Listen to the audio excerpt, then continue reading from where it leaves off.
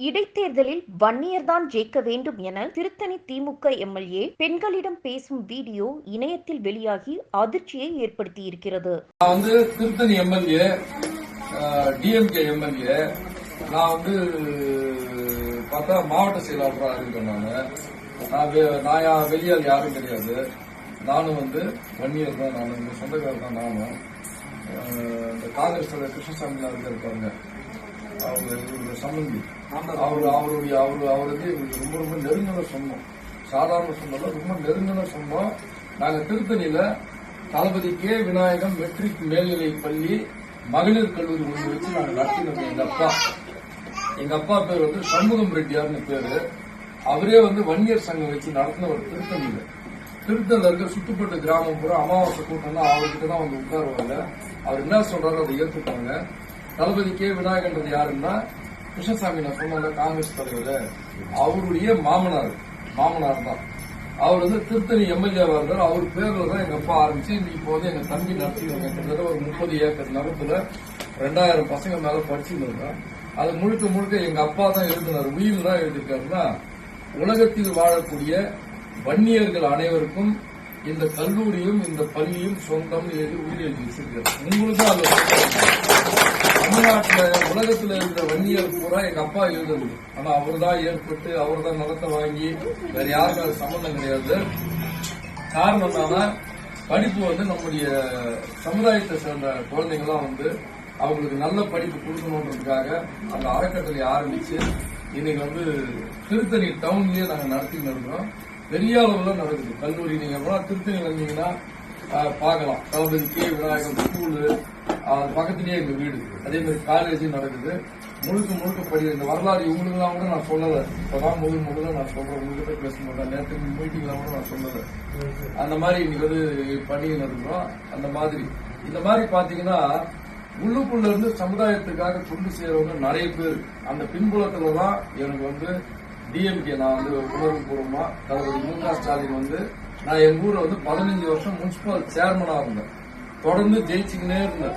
ஏடிஎம்கே ஜெயலலிதா அந்தமா இருக்கும்போது நான் தான் சேர்மன், டிஎம்கேலையும் சேர்மன். தொடர்ந்து நான் தான் ஜெயிச்சுக்கிறேன். அடுத்து இப்போ எம்எல்ஏ சீட்டு கொடுத்தாங்க. நான் ஜெயிச்சிட்டேன். காரணம்னா நான் வார்த்தை தவறாடுவேன், நேர்மையா இருப்பேன், என்ன சொல்றேனோ அதான் செய்வேன். ஜனங்கிட்ட நல்ல பேர்.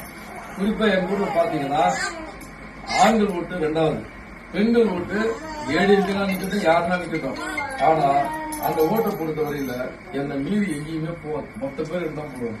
எங்க ஊர்ல நான் நடந்து வச்சுக்க சின்ன பசங்க. ஆனா சந்திரன் அவ்வளவு போறாரு, நிறுத்துவாங்க. ரோட்ல போனா லேடிஸ் எல்லாம் நிறுத்தி இந்த மாதிரி பிரச்சனை சொல்லுவாங்க. நிறுத்தி என்கிட்ட பேசுவாங்க, சொல்லுவாங்க. உடனே நான் பண்ணி கொடுப்பேன். அந்த மாதிரி ஒரு எம்எல்ஏ. ஏன்னா இந்த பக்கம் பொன்னங்குப்பத்துல தலைவர் முதலமைச்சர் மு.க. ஸ்டாலின் குறிப்பா எதுக்காக போட்டாருன்னா, ஒரு வன்னியர் எம்எல்ஏவை இந்த இடத்துல போடணும், இவங்க பேக்ரவுண்ட் இருக்குது, இவர் அவங்க கிட்ட பேசி நமக்கு வாங்கி கொடுப்பாங்கன்னு போட்டிருக்காரு. அதே மாதிரி இப்ப நான் எந்த உரிமையில உங்ககிட்ட ஓட்டு கேட்கறேன்னு சொன்னா, எனக்கு முன்னாடி பேசிய தலைவர் சொன்ன மாதிரி 20% இடஒதுக்கீட நம்முடைய முதலமைச்சராக இருந்த கலைஞர் தான் ஃபர்ஸ்ட் இந்த சமுதாயத்துக்கு வாங்கி கொடுத்தாரு. நிறைய பேருக்கு தெரிஞ்சிருக்கும், சில பேர் தெரியாம இருக்கும்.